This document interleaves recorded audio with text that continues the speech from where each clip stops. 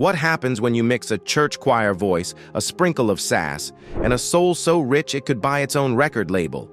You get Patti freaking LaBelle, the godmother of soul, the vocal hurricane, and living proof that seasoning isn't just for the kitchen, it's for the music too. Today we're diving headfirst into the lifestyle of Patti LaBelle in 2025, her jaw-dropping career, her 5 children, her luxury homes, her fleet of cars, her $70 million empire, and the sweet potato pie phenomenon that broke the internet before TikTok even knew what a sound trend was. Buckle up, because Auntie Patti's story is part gospel, part glam, and 100% gold. Let's roll. This one hits every high note. Before she was selling out stadiums, Patti was just a 10-year-old Philly girl with a voice so strong it probably scared the church organ into submission. Born Patricia Louise Holta in 1944, she was one of 5 kids in Southwest Philadelphia, a neighborhood that gave her grit, gospel, and a lifetime of "oh no she didn't" attitude.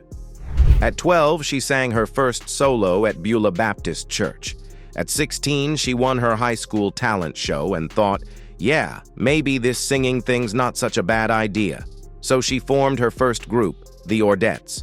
And just like that, the Godmother of Soul was in the making. If you think that's impressive, wait till you hear how a random audition and one skeptical record exec turned Patti from high school dreamer to chart-scorching superstar. It's 1962. A young Patti and her group walk into an audition for record label owner Harold Robinson. He takes one look and doubts she's got the look. Big mistake. The moment she belts "I sold my heart to the junk man," the man's jaw drops faster than vinyl sales after Spotify. He signs them on the spot, rebrands the group as the Bluebells, and gifts her a new name, LaBelle, meaning the beautiful in French. Within a year, they're lighting up the charts with "Down the Aisle" and "You'll Never Walk Alone." The world had no idea it had just met the woman who could outnote a hurricane. But success never just sits still, especially when sequins are involved. By the 1970s, Patti and her group were done playing nice. Under new management, they ditched the sweet girl image and reinvented themselves as full-on cosmic funk queens. Picture silver jumpsuits, glitter, and enough energy to power David Bowie's eyeliner. Then came Lady Marmalade. That song didn't just top the charts, it detonated them. Voulez-vous coucher avec moi became the most scandalous French anyone had ever sung on US radio. And a million copies later, Patti LaBelle and her crew were music royalty. They even made history as the first rock and roll vocal group to perform at the Metropolitan Opera House. Not bad for a Philly church girl. Now, of course, when you're that good, drama comes free of charge. Tensions rose, egos flared, and by 1976, the sisterhood behind LaBelle cracked under the spotlight. One wild night in Baltimore, everything fell apart. But Patti didn't. She did what legends do. She reinvented herself again. In 1977, she went solo and dropped her debut album with the gospel-kissed "You Are My Friend." It didn't just climb the charts. It became the soundtrack to every loyal heart in the world. The late 70s and 80s turned into a hit parade. If Only You Knew, New Attitude, and of course On My Own, with Michael McDonald, the official anthem for anyone eating ice cream after a breakup. She had the music world eating out of her hand, but Auntie Patti wasn't about to stop at the mic. Because what's a diva without an empire? The houses, the cars, the food brand, and a lifestyle that whispers class, but shouts, "I earned every diamond." She had the world's attention and the mic in her hand, but Patti LaBelle didn't just sing about success. She bought it, decorated it, parked it in her garage, and served it with pie on the side. Because when you've been blessing microphones since the Kennedy administration, you don't just own property, you own chapters in American music history. Let's talk about her Villanova mansion in Pennsylvania. 18,000 square feet of pure "I made it" energy. This isn't just a home, it's a flex with a zip code. Reportedly worth around $11 million, it's the kind of place where chandeliers don't hang, they hover with attitude. 6 bedrooms, each large enough to host a gospel choir, and bathrooms so polished you'd hesitate to breathe near the mirrors. The entrance?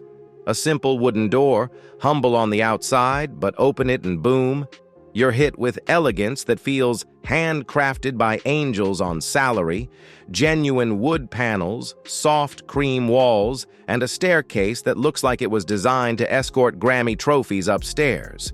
Every corner of the mansion whispers refinement, from the carved doors to the warm beige carpets that probably cost more than some people's student loans. And then there's that view, a 3-acre pond shimmering behind the backyard pavilion. It's less yard and more private resort. There's an outdoor kitchen for barbecues that probably turn into jam sessions, a dance floor, a stage area, because of course she has a stage at home, and a fire pit for those "tell me I'm iconic again" nights. Add in a 10-stall horse barn, a riding area, and trails stretching through the estate, and you've got luxury that doubles as a countryside escape. Now, if Villanova is where Patti recharges, then her Los Angeles condo is where she arrives. Priced at a cool $4.9 million, this space is basically what happens when sophistication and sunlight have a baby. Every inch of it was crafted by Italian artisans. We're talking marble imported from quarries that sound like luxury car brands, custom joinery that could make Michelangelo jealous, and lighting that somehow makes everyone look like they belong on a magazine cover. And then there's that terrace. Oh, that terrace. The largest in the entire building, overlooking the Pacific Ocean like it's her personal stage. It's where she can sip champagne, hum new melodies, and watch the waves applaud her greatness. The terrace alone could host a music video. Or 3. It's the kind of view that says, this isn't just success. This is legacy real estate. But let's be honest, for someone like Patti, the driveway's just as important as the front door. Because a diva doesn't arrive, she makes an entrance. Enter the 2025 Cadillac Escalade. This full-sized luxury SUV is as American as her soul, as powerful as her vocals, and as stylish as her stage wardrobe under the hood, 420 horses.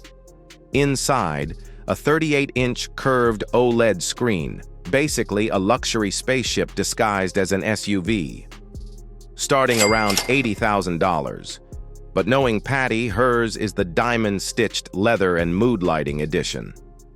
It's a ride that screams, I may be 80, but my playlist still slaps. Next to it, a 2024 Chevrolet Camaro. Because even legends like a little speed. This car's a head-turner. Sharp lines, aggressive curves, and an engine that growls like Patti hitting a high note in new attitude. With up to 650 horsepower in the ZL1 model, it's less of a car and more of a statement. I can still outrun expectations. And rounding out the collection, the Mercedes-Benz CLS 55 AMG, the definition of luxury meeting velocity. Nearly 500 horsepower, 0 to 60 in under 5 seconds, and an interior so plush it makes clouds feel insecure. When she's behind that wheel, it's not driving, it's conducting. Every curve of that car matches the control and confidence she's carried her whole career. Each ride, each home, each detail in her life is a reflection of balance. Grace meets grit, elegance meets endurance. But here's where it gets really interesting. Patti LaBelle didn't just stack millions from royalties and tours, she turned her name into a brand. Because when you're Patti, fame is just the appetizer. The main course, business. Cue the pies. In 2015, a fan's viral video launched her sweet potato pies into retail legend Walmart shelves, were wiped clean faster than you can say, "Voulez-vous coucher avec moi?" In just days, her pies sold out nationwide. Patti went from the Queen of Soul to the Queen of the Bakery aisle, with sales topping over $1 million annually. And that's just pies. She's since expanded to cobblers, cakes, and macaroni and cheese so good it might just bring world peace. But that's not all she's cooking. Patti's also a 5-time cookbook author. LaBelle Cuisine and Patti's Pearls have become staples in kitchens everywhere. combining soul food recipes with life advice. They're not just cookbooks, they're survival guides for the fabulous.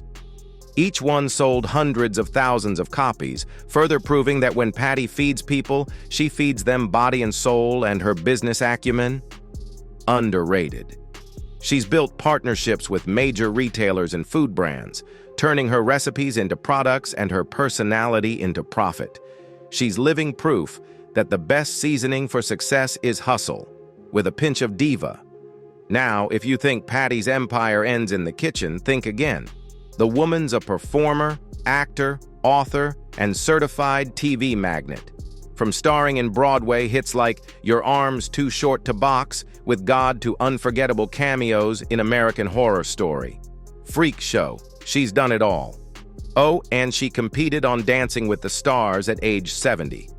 70. Most people that age are dancing around retirement. Patti was dancing on national television in heels. She's also appeared on Empire, mentored on The Voice, and guest starred on shows like Greenleaf and Star. Every time she's on screen, she's magnetic. A reminder that charisma doesn't fade with age, it marinates.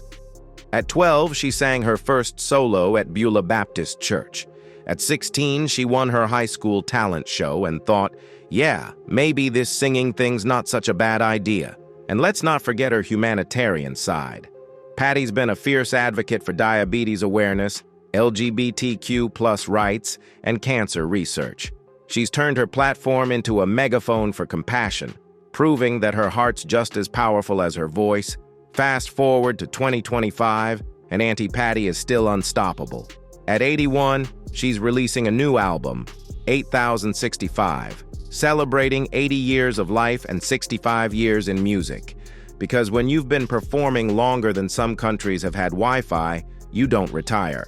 You remix. She's still selling out shows, touring cities, and mentoring the next generation of artists who grew up trying and failing to hit those LaBelle notes. She laughs about her fame, jokes about her age, and keeps reminding the world, being iconic isn't an act, it's a lifestyle. From a Philly church choir to million-dollar mansions, from heartbreak to headliner, from the microphone to the marketplace, Patti LaBelle's story is one of reinvention, resilience, and relentless sparkle. Because she doesn't just live life, she performs it every single day. So tell me, what's your favorite part of Patti's empire? The homes, the hits, the sweet potato pies that probably have a Grammy hidden in the crust?